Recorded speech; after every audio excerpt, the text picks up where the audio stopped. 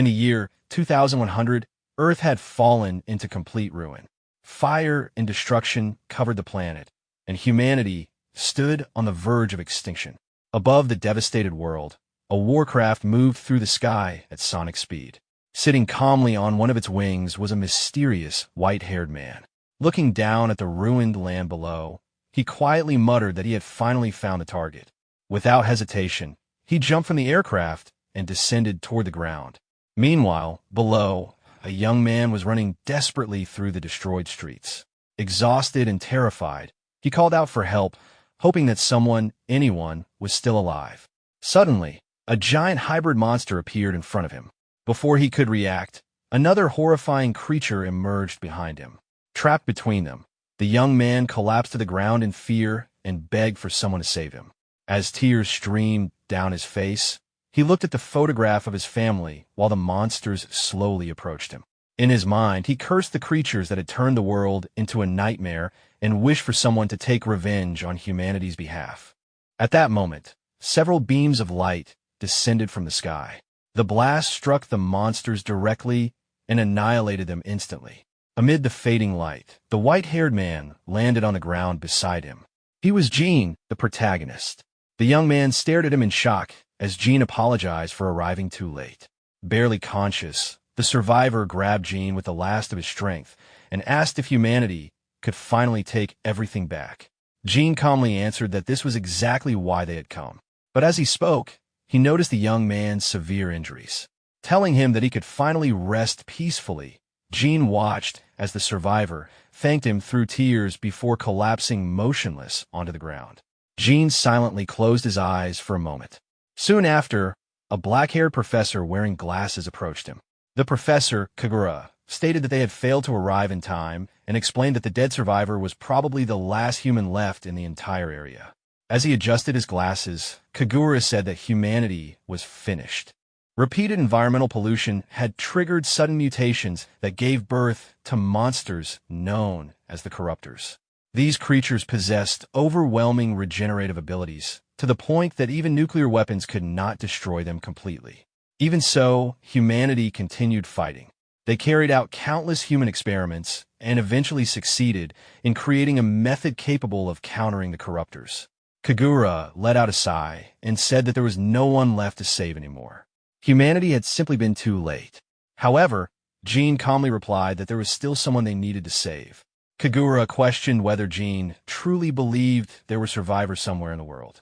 As he walked away, Jin answered with a faint smile that he was not talking about the present, but the future. He reminded Kagura that the nanomachines he created were designed not only to suppress the Corruptors' regeneration, but also to restore Earth's environment. Kagura confirmed that this was true. Jin then said that one day the planet would recover the beauty it once had, and when that time came, another civilization as prosperous as humanity could rise again. Kagura dismissed the idea as nothing more than a dream. Even so, Jin replied that he did not mind. To him, even the smallest possibility was worth believing in. Sometime later, Kagura placed Jin inside a hibernation capsule filled with green liquid. As Jin lay inside the pod, he thought that his power might one day be needed again. Perhaps believing in a small possibility was what could save the future. All he needed to do was preserve that chance. Before leaving, Kagura looked at Jin one final time and activated the cold sleep system. Soon after, human civilization was almost completely erased from Earth. Mutated beasts and massive titan-like monsters spread across the planet and overwhelmed everything in their path. As thousands of years passed, the monsters continued mutating, becoming larger and more destructive. However, after even more time passed, the mutations began to reverse. The creatures gradually became smaller, weaker, and more fragile before slowly dying out. Millions of years later, Earth had fully restored itself. Greenery once again covered the planet. Rivers and oceans became clear, and small, peaceful creatures spread across the world. The scene then shifted to 1 billion years later. Inside the hidden facility, Jin's hibernation pod activated and announced that the access key had been confirmed and the cold sleep sequence was being initiated. By this point, humanity had evolved once again. A brown-haired mutant girl was desperately running through the ruins alongside her companions while a giant monster chased them. As they fled, her overweight companion nervously questioned whether the person they were searching for was truly in this place. The brown-haired girl firmly insisted that he was. At the same time, her blue-haired companion warned that if they were wrong, all of them would die there. Even so, the brown-haired girl continued running forward, convinced that the guardian god was definitely there. Moments later, she opened the door to the chamber containing Jin's hibernation pod and rushed inside. Her companions followed behind her in panic after realizing that the room was a dead end. The girl suddenly stopped after seeing the pod before her. At that moment, the giant monster entered the chamber and slowly approached them. Terrified, the blue-haired girl asked what they were supposed to do now. Both companions collapsed to the ground in fear, but the brown-haired girl remained standing and desperately pleaded for the guardian god to save them. Suddenly, the glass chamber of the hibernation pod shattered open. A voice from inside calmly answered that her wish would be granted. In the next instant, a beam of light shot from the pod and pierced through the monster's head, killing it instantly. The three children stared in shock before finally feeling relieved. Then Jin stepped out from the broken pod with one hand raised, dark energy swirling around his palm. Looking at them, he quietly remarked that believing in the possibilities of the future had truly been worth it. Jin soon realized that the supply system his friend had prepared was still functioning perfectly. After opening one of the storage compartments, he found his clothes preserved exactly as they had been before he entered cold sleep. Looking through the remaining monitors, he discovered that 100 million years had passed since he was sealed inside the pod. Much of the facility's stored data had been lost over time, yet the underground shelter itself remained surprisingly intact. After finding a tech injector nearby, Jin concluded that the nanomachines had helped preserve the structure throughout the ages. Holding a message cube in his hand, he wondered what had truly happened to Earth during all those years. He then turned toward the beast-like children and asked them to explain their story while they hid inside the chamber. The children were shocked to realize that their savior had apparently spent all that time sleeping without clothes. Ignoring their reactions, Jin calmly changed into his preserved outfit before finally preparing to leave the ancient underground base. After adjusting his gloves and long coat, he quietly remarked that the appearance suited him perfectly. Soon, the massive metal doors slowly opened, allowing bright sunlight to pour into the shelter. Accompanied by the children, Jin stepped outside while shielding his eyes from the sun. What spread before him was no longer the ruined Earth he remembered, but a vast green paradise filled with life. Looking across the peaceful landscape, he reflected on how completely the planet had changed over 100 million years. The world had become almost unrecognizable. As they walked, the little girl once again referred to him as the protector god before asking him to follow her through the open fields. Watching the children closely, Jin began thinking about their existence. Humanity should have disappeared long ago, yet these beings looked remarkably human despite their animal-like features. He wondered whether they were descendants of humanity or entirely new creatures that had evolved over countless years. After observing them further, he concluded that the nanomachines likely influenced their speech and development. Realizing he had not introduced himself yet, Jin finally gave his name as Shidō Jin. The brown-haired girl introduced herself as Hakama Phil, while the chubby boy called himself Dampo, and the cat-like boy introduced himself as Shandy. Jin then asked where they were heading, and Hakama explained that they had almost reached their destination. She also asked him to defeat the Corruptors, surprising Jin after hearing that ancient name once again. At that moment, Shandy suddenly panicked after spotting something in the distance. Ahead of them, the children's village was engulfed in flames beneath a dark, cloudy sky. Horrified, the children rushed toward the burning settlement while calling out for their parents. Jin attempted to stop them, but quickly realized the danger was real. As he observed the village carefully, he noticed that it was protected only by rough wooden barricades. The burning structures and desperate atmosphere made him realize that this civilization was far less advanced than humanity had once been. Suddenly, Hakama froze after witnessing a terrifying scene nearby. An elderly woman was desperately fighting against a giant insect-like monster in an attempt to protect the village. Struggling to hold the creature back, The old woman demanded to know why the children had returned to such a dangerous place. From a distance, Jin carefully examined the monster and immediately noticed its resemblance to the original Corruptors from his era. Realizing the creature was nearly identical to the enemies from the past, he became cautious. At that moment, Hakuma's body began glowing with green light as she declared that she would save everyone. Wanting to confirm his suspicions about the children's strange powers, Jin stepped forward. In a single precise movement, he struck the creature with overwhelming force and sent it flying away. He then caught the elderly woman before she could fall and politely apologized as he took over the battle. Meanwhile, Hakuma gathered an enormous amount of energy in her hands. Jin encouraged her to attack, and the young girl released a massive fireball toward the monster. The blazing attack struck the creature directly and caused a violent explosion that completely destroyed the insect's head. As Jin observed the corpse, he realized that the creature's regeneration had been neutralized by nanomachines. Intrigued, he wondered how Hakuma had managed to use the technology, since compatibility had always been necessary in the past. He asked whether everyone possessed that ability, but the elderly woman explained that only a small number of people could use it. Their people refer to the power as divine power. Hearing this, Jin finally began to understand the situation. Soon after, the boys rushed over, and the older one scolded the elderly woman for returning to the village alone. With a sorrowful expression, the woman admitted that their hometown was already doomed. She then revealed that the creature they had just defeated was only a newborn hatchling, causing the atmosphere around them to grow tense. According to her, the true monster was far stronger, and an entire swarm of hatchlings would soon attack the village. Just then, a young warrior arrived and confidently told everyone not to give up hope. Holding a sharp spear in his hand, he boldly declared that he could defeat the monsters by himself. Relieved to see the children safe, the elderly woman asked about the other villagers.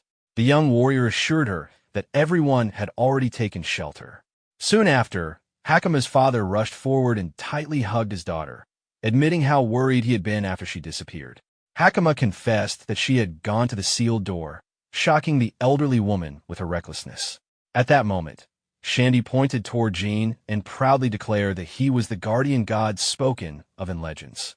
Jin, however, remained focused on the enormous beast approaching from the distance. The arrogant young warrior dismissed the claim, mocking Jin as someone from an inferior race without any animal powers. He insisted that defeating the hatchlings earlier had only been luck. Hakuma immediately defended Jin, but the young warrior simply laughed and boasted that he could eliminate weak monsters like those himself.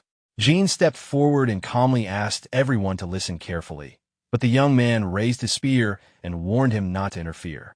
According to him, the village had no need for help from weak outsiders.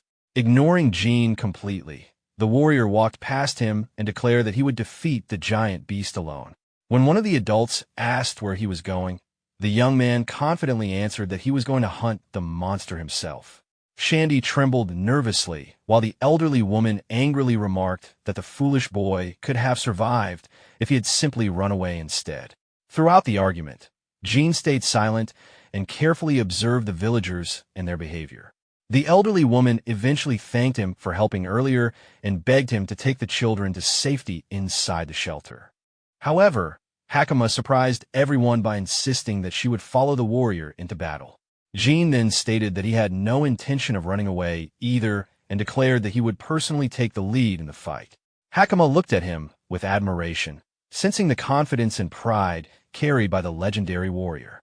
Jin calmly added that he would not allow anyone to call him weak, while recklessly throwing their own lives away. Soon, a gigantic creature covered in countless horrifying eyes emerged from the shallow water nearby.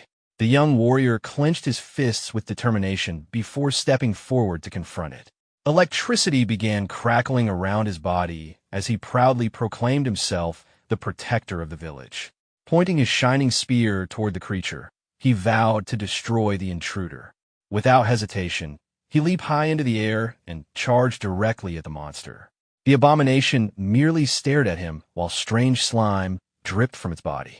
Moments later, more masses began rising from the muddy water, revealing two smaller offspring accompanying the giant creature. The warrior quickly spun his spear and formed an electric barrier around himself before preparing his strongest attack. Wanting to end the battle in one strike, he unleashed a massive beam of lightning toward the giant beast. The attack slammed directly into the creature's face and caused heavy damage. Believing he had won, the young man landed confidently with a smug smile.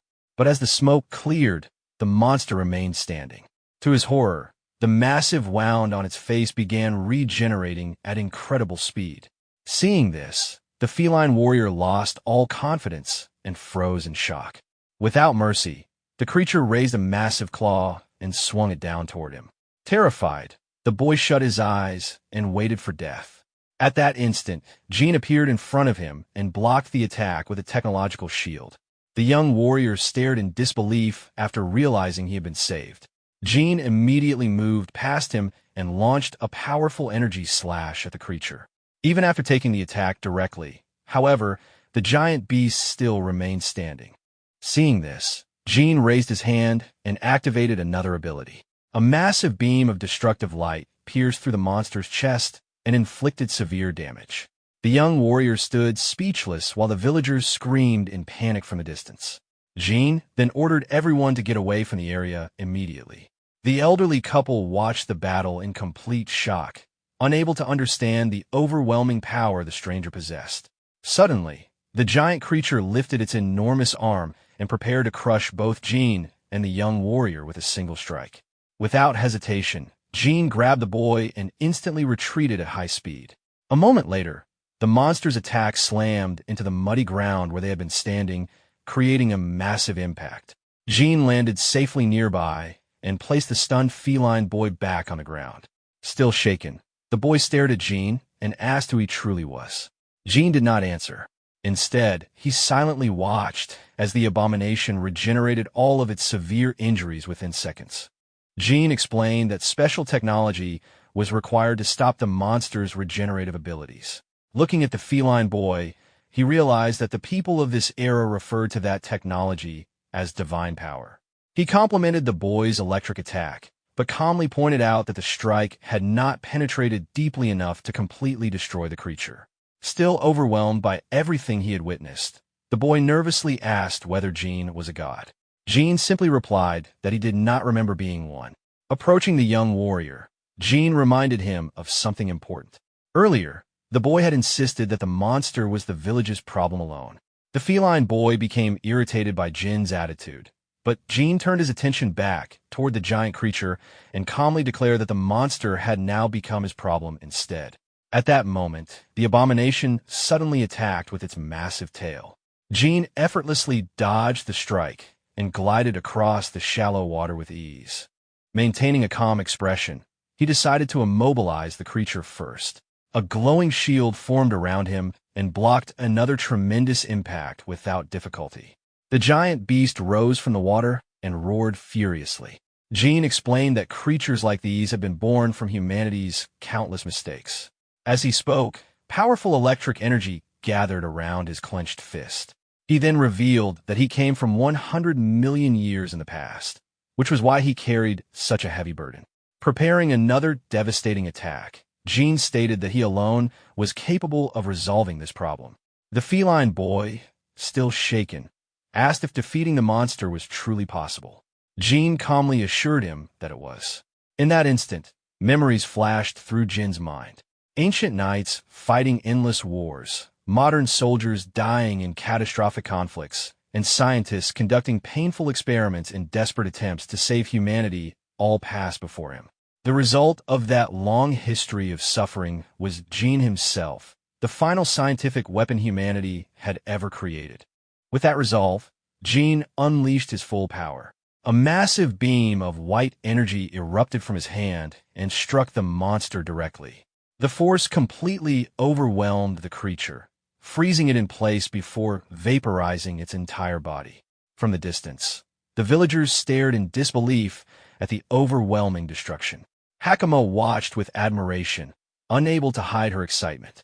The attack was so powerful that the beam pierced through the clouds and became visible even from space.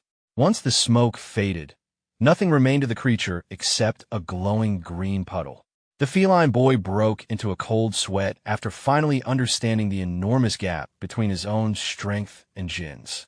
Dusting off his hands calmly, Jin declared that he was the last one left, and introduced himself as humanity's final scientific weapon. As peace slowly returned to the sea, Jin quietly observed the calm surroundings. Nearby, however, a girl wearing glasses was secretly hiding in the bushes. She had come to investigate the mysterious intruders. Using a special lens device, she was shocked by what she witnessed, realizing that not even the captain of the Knights possessed such power. Watching Jin from up close made her heart race with excitement, and she quickly decided to return to the royal capital to report everything she had seen. Later that night, inside a dark forest, Jin activated a cube-shaped device that projected a holographic message left behind by Kagura. The scientist smiled and admitted that he had always wanted someone to speak with after his death. He asked Jin how the future world looked and assumed that nature had finally recovered. However, Kagura's expression soon became serious. He warned Jin that even if Earth itself healed, the mutant monsters would not simply disappear. Hearing this, Jin silently listened with a grim expression. Kagura then revealed that he had noticed something unusual 1,000 years after Jin entered cold sleep. In order to observe the planet's changes himself, Kagura had also placed himself into deep hibernation. As the environment improved, the number of monsters gradually decreased. But while monitoring the world, he discovered a new threat beginning to emerge. The holographic images displayed a mysterious purple-haired being standing beside a fallen creature. Unlike the old monsters, this new species appeared far more intelligent and dangerous. Kagura explained that the monsters had continued evolving alongside Earth's recovery, creating far stronger mutants that would become a major threat in the future. Because of this, he decided to share some of the planet's energy with the new life forms so they could fight back against those evolving creatures. In addition, Kagura had prepared one final gift for Jin. Confused, Jin looked at the glowing cube in his hand before opening it and discovering a syringe filled with bright green liquid inside. Without hesitation, he injected the substance into his arm. Immediately, his body began glowing with powerful energy, as he was the only person fully compatible with the technology. Jin silently stared at his hands while feeling the new power flow through his body. Moments later, a bright technological blade materialized in his palm. Realizing that he could now create weapons directly through the nanotechnology, Jin acknowledged how useful this new ability would become. Kagura's hologram continued explaining that he had hidden more upgrades like the recent one inside secret facilities scattered across the world. He intentionally spread them out so enemies could never destroy everything at once. However, he admitted that another reason was to force Jin to travel across the planet and experience the new world for himself. The scientist then spoke about the distant future and the dangerous threats that still existed. Even so, he pointed out that the world had improved far beyond the hopeless age they once lived in. Kagura recalled how humanity's final years had been filled with despair, fear, and endless destruction. But now, people could walk freely through forests without constantly fearing death. Villages and cities had been rebuilt, peace had slowly returned, and children could finally grow up safely in their homes. Smiling warmly, Kagura told Jin to enjoy the world they had managed to preserve. As the hologram began flickering, the scientist admitted that he regretted not being able to witness the end of the journey himself. His appearance gradually aged, showing the toll of the years he had dedicated to the project. Jin silently watched the final moments of his closest companion with sadness. With his last words, Kagura entrusted the future of the planet to Jin before the message finally disappeared. Jin quietly stored the cube away, accepting the responsibility left to him. Soon after, the beast children came running toward him while calling out excitedly. Out of breath, they explained that everyone in the village had been searching for him because the celebration could not begin without their savior. Jin was slightly surprised by such a warm reception. However, while speaking with them, he noticed a glowing pendant hanging around Hakuma's neck. Curious, he asked where she had gotten it. The young girl explained that it was a treasured heirloom passed down through generations within her clan. According to her, the pendant was meant to summon the protector god whenever the village faced great danger. Hearing this, Jin finally understood how he had been awakened. That night, the entire village gathered around a large bonfire to celebrate their survival. Villagers laughed, drank together, and invited others to join the festivities. When Jin arrived, some villagers nervously asked whether he was truly the legendary guardian god. Others, however, still mocked him for appearing to belong to an inferior race without animal traits. The feline boy immediately became furious after hearing the insults. He marched over to the group and kicked one of the men to the ground, shouting that they had run away during the battle and therefore failed to witness Jin's overwhelming power. Unlike before, the children now looked at Jin with complete admiration. Soon, Hakuma's father and the village elder approached Jin personally. The elder thanked him on behalf of the entire village and admitted that everyone there would have died without his help. Because of this, they wished to repay the debt they owed him. Jin calmly smiled and told them not to worry about repayment. However, since they insisted, he asked for information instead of material rewards. He wanted to understand the current state of the world. His request confused the village leader, but the elderly woman soon suggested that he travel to the royal capital if he truly wanted answers. She explained that the kingdom was ruled by King Cormoja and that the capital was the center of knowledge and trade in the region. The villagers themselves often traveled there to sell special fabrics made from silkworms. Although the journey was long and dangerous, the old woman believed the protector would have no trouble surviving it. She also asked Jin to take Hakuma with him because the girl needed to travel to the capital as well. Since Hakuma could use divine power, she was supposed to enroll in an academy that trained people with such ability. After hearing that, Jin realized that even in this era, schools still existed. At that moment, the feline boy approached them and raised his hand, insisting that he should be the one to guide the guardian god. The elderly woman immediately shut him down, saying that he had no business going to the capital. However, Sauls arrogantly laughed and declared that he was heading there to join the Holy Knights. The elder reminded him that he could not even enter the academy, so there was no chance the Holy Knights would accept him either. Hearing that, Sauls furiously clenched his fist and shouted at her to repeat what she had just said. Before the argument could continue, Jin stepped in and asked whether possessing holy power alone was not enough to join. Hakuma explained that there was also a written exam, and since Sauls was an idiot, he had failed it. Jin calmly nodded in understanding, though inwardly he became interested in the Holy Knights. Meanwhile, deep within a distant forest, a blonde knight stood beside his horse in shock after hearing that the massive corruptor near Kodama village had already been defeated. The girl with glasses, who had been spying on Jin earlier, confirmed that the report was true and explained that she was on her way back to inform the guildmaster herself. Hearing that, the blonde knight thought to himself that he had rushed there because he believed not even a holy knight could defeat such a creature. He had not even waited for the guild's official report, yet the monster had already been taken down before his arrival. The girl then smiled and commented on how unbelievable it was to encounter a holy knight in such a remote place. However, before she could continue, a monster suddenly leapt out from behind her and lunged forward to attack. In an instant, the blonde knight drew his sword and cut the creature cleanly in half with a single strike.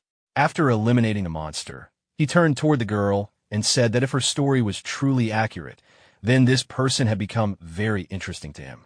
With a faint smile, the blonde knight declared that he now wanted to meet this mysterious individual himself. The following morning, the peaceful village welcomed a bright and calm day. Jin stepped outside, breathing in the fresh air while admiring the beautiful scenery around him. Looking across the landscape, he quietly reflected that he had never imagined seeing Earth become this beautiful again.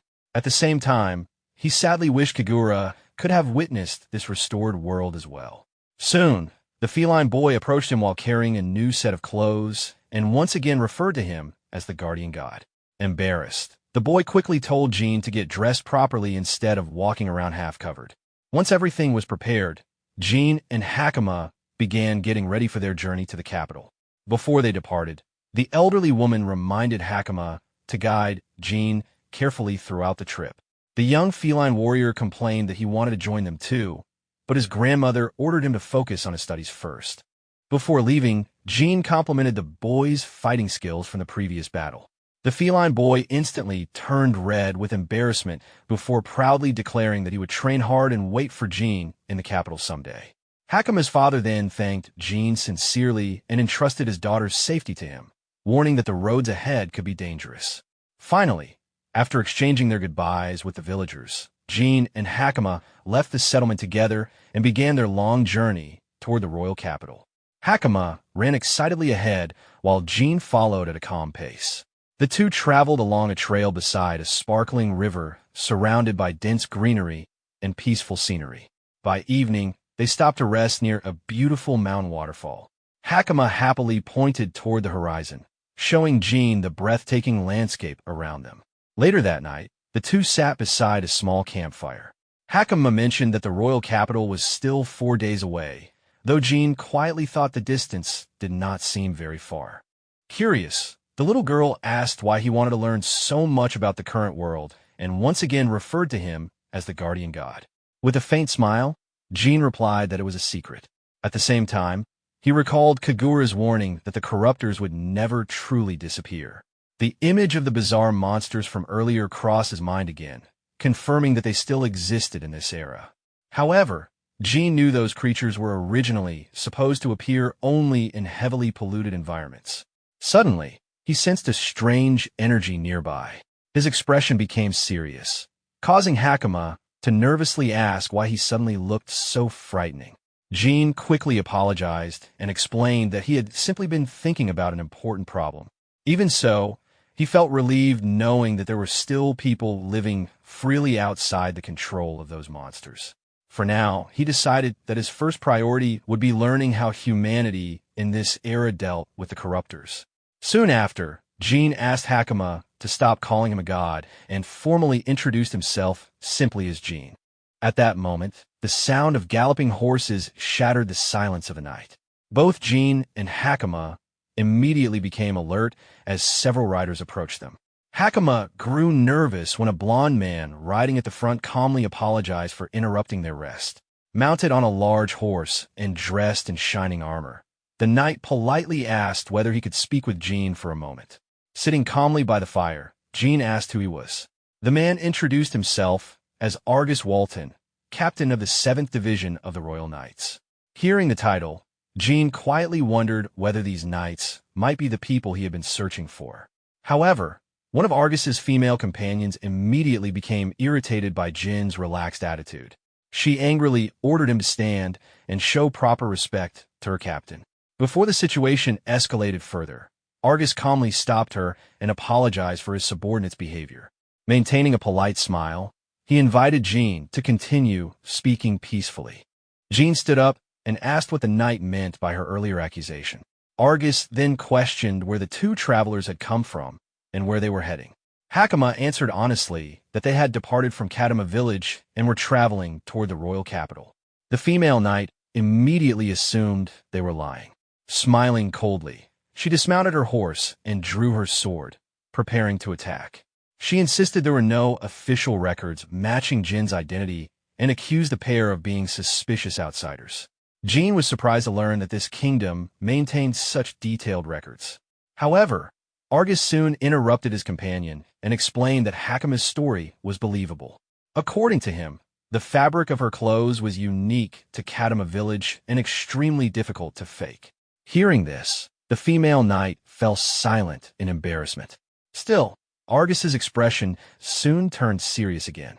Gripping the hilt of his sword tightly, he pointed the blade toward Jin and explained that the problem was not Hakuma, but Jin himself. The captain questioned Jin's unusual clothes and asked where they came from.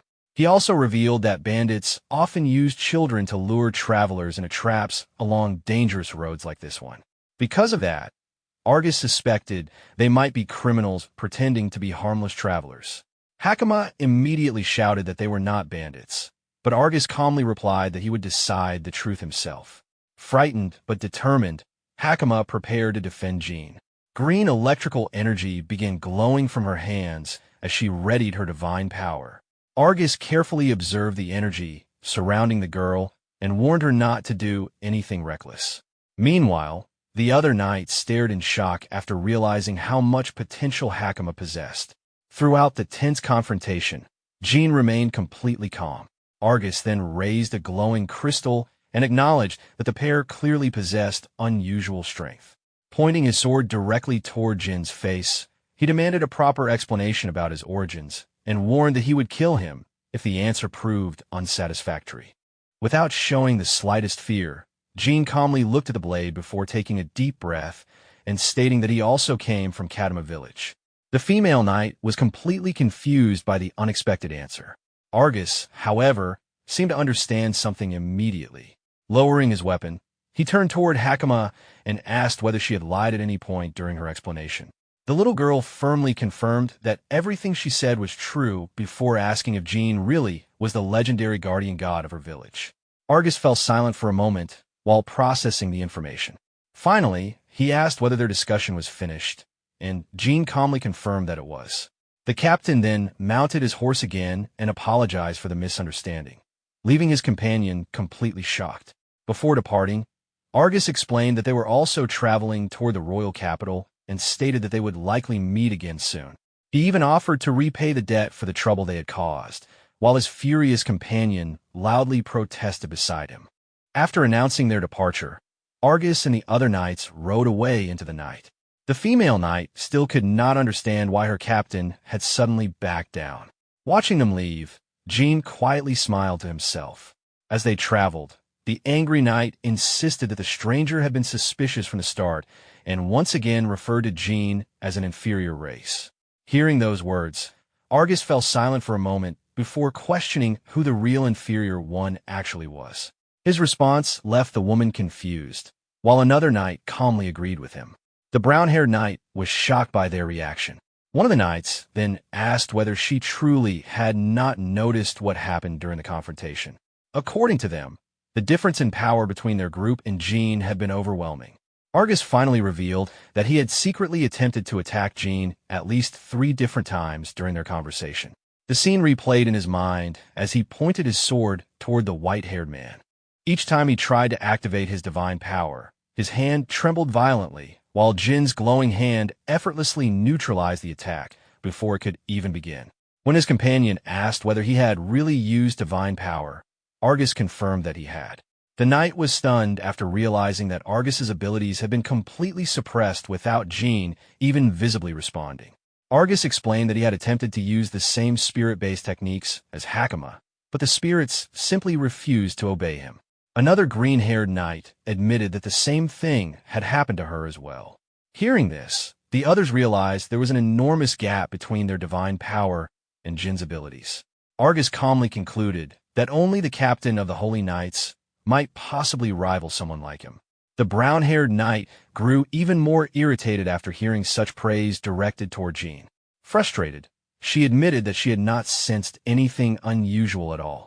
Argus explained that Jin was an anomaly and that her lack of experience as a rookie prevented her from noticing it.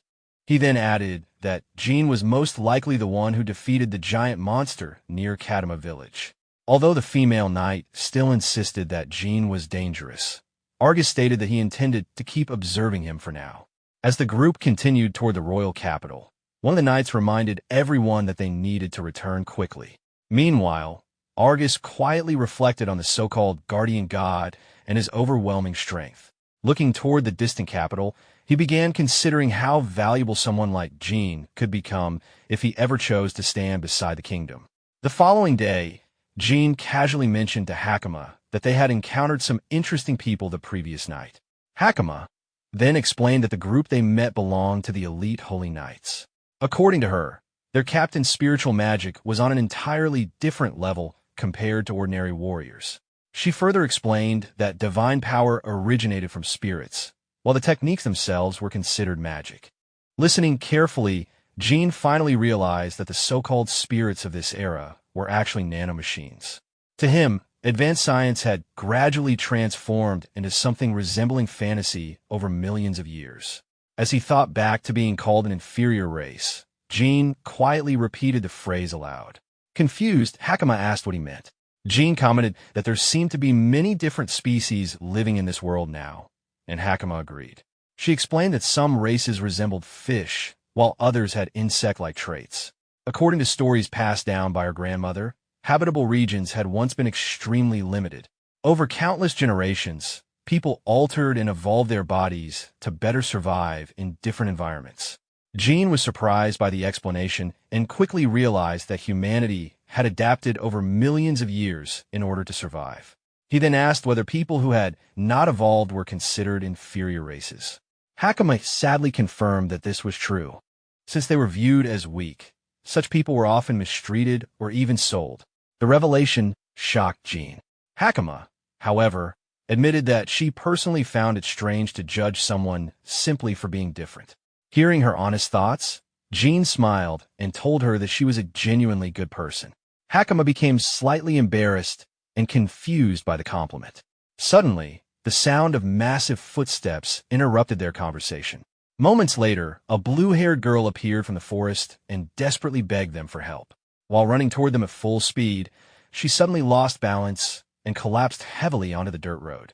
Hakama quickly rushed over to help her and asked whether she was all right. Jin carefully observed the unconscious girl lying on the ground. She was covered in scratches and dirt, breathing heavily from severe exhaustion. He also noticed that her ears resembled those of an elf. After examining her condition more closely, Jin realized that her injuries were serious. Hakama gently lifted the girl's head onto her lap and tried to wake her with concern. Jin then stated that he would heal her and created a bright blue light in his hand. However, the moment the injured girl opened her eyes, she reacted instantly. In an instant, the blue-haired girl grabbed Hakama and pressed a knife against her neck while shouting at Jin not to move, warning that she would kill her if he did. Hakama looked toward them in panic, while Jin calmly realized that they had walked straight into a trap. As the blue-haired girl's expression grew even fiercer, Jin quickly understood that the real enemies were nearby. That meant someone truly capable of hiding themselves was present. At that moment, an invisible figure suddenly revealed himself. A brown-haired mutant man appeared alongside two other mutant companions, clearly the leader of the group. The leader praised the blue-haired girl, Powell, for carrying out his instructions perfectly. Looking at him, Jin immediately recognized the ability being used. It was stealth camouflage, a nanomachine function that copied the surrounding visuals to create invisibility. The weakness was that the camouflage normally broke once the user moved, but the man had handled it skillfully. The leader then pointed his sword toward Jin and mocked his expensive-looking clothes, asking what country a lesser species like him came from. He pressed the blade closer and warned Jin not to move. Seeing this, Hakama anxiously called out Jin's name. The leader turned toward her and reminded her that she already knew what would happen if she moved carelessly. Angered, Hakama began gathering energy around her fist, preparing to attack. Before she could act, Jin loudly called out her name, stopping her instantly. He calmly reminded her that her holy power was not meant to be used against people, and that she already understood that. Still unwilling to back down, Hakama tried to protest, but the leader interrupted with surprise after realizing that she possessed holy power as well. At that moment, the group's bulky and muscular mutant member stepped toward Jin and asked whether he could use holy power too. Jin simply replied that who knew. Annoyed by the answer, the bulky mutant suddenly kicked Jin hard in the stomach, knocking him to the ground. Hakama immediately panicked and shouted Jin's name. The bulky mutant prepared to kick him again, while warning him not to get cocky just because he was a lesser species. However, the leader stopped him, telling him not to damage the merchandise. The bulky mutant complained that lesser species were not worth much money anyway. Another member reminded him that Jin might possess holy power. Even then, the bulky mutant refused to believe that a lesser species could have such an ability. At that moment, Hakama realized that these men were the infamous slave traders known throughout the region. The leader then activated his electrical abilities and ordered the pair to fall asleep. Terrified, Hakama realized that they were about to be sold as slaves themselves. Later, inside a dark underground hideout, Jin gently tried to wake Hakama. Startled, the girl regained consciousness and discovered that both of them had been locked inside a cage. Relieved to see Jin unharmed beside her, she quickly asked whether he was all right. Jin calmly confirmed that he was fine before observing their surroundings and concluding that they had been taken to the bandits' base. As he looked around, he noticed that many other prisoners had also been captured there. Some sat silently, with hopeless expressions, while others were visibly injured. In another nearby cage, a young elf-like girl stared at the floor in fear and despair. Inside their own cell, Jin and Hakama quietly observed the miserable atmosphere around them. Hakama then noticed that Jin was barely clothed again and asked what had happened to his outfit. Jin explained that the bandits confiscated his clothes because they considered them valuable. Surprisingly calm, he casually remarked that he had already spent most of his life nearly without clothing anyway. Still confused, Hakama asked why he had not fought back earlier. According to her, Jin easily possessed enough strength to defeat every bandit there. Jin simply stared ahead, silently, instead of answering. Sometime later, one of the bandits ordered the blue-haired girl to deliver food to the prisoners. Meanwhile, Jin sat peacefully inside the cage with his eyes closed in meditation while Hakama quietly watched him. When the blue-haired girl arrived carrying a tray, she was shocked to see that both of them were already awake. Hakama immediately exploded in anger and shouted at the girl for betraying them. Lowering her head sadly, the blue-haired woman replied that Hakama had every right to hate her and admitted she never expected forgiveness. Gripping the bars tightly, Hakama glared at her with pure fury. However, Jin suddenly interrupted the argument and calmly stated that the woman was actually a kind person. Both girls stared at him in confusion. Jin explained that truly evil people never cared whether others hated them or whether they deserved forgiveness. Then, without effort, he stood up and bent apart the thick metal bars of the cage with his bare hands. The blue-haired girl stared in complete disbelief at the absurd display of strength. Jin calmly stepped out of the cell, as if nothing unusual had happened. The girl remained frozen in shock while he explained that he intentionally waited for her arrival, so they could speak privately. He then asked where the person important to her was being held hostage. The girl was stunned that he had figured it out so quickly. Jin admitted it was only a guess at first. He explained that her injuries were genuine, which initially fooled him. However, he realized that even criminals would not normally injure one of their own that severely unless they were forcing her to cooperate. From that, he concluded that the bandits must have been threatening someone precious to her. Hearing this, the blue-haired girl suddenly bent over in pain from the emotional pressure. Jin quietly asked whether it was her younger brother. Tears filled her eyes as she confirmed it. She remembered the day the bandits kidnapped her brother and threatened to sell him away forever if she refused to obey them. Crying openly now, she explained that she had already lost her parents long ago, and her little brother was the only family she had left. Hakama silently watched the scene unfold, unsure of what to say. Jin's expression darkened with anger as he called the slave traitors the worst kind of scum. Hakama then realized the truth and asked whether he had intentionally allowed himself to be captured in order to help the girl. Jin calmly confirmed that he had.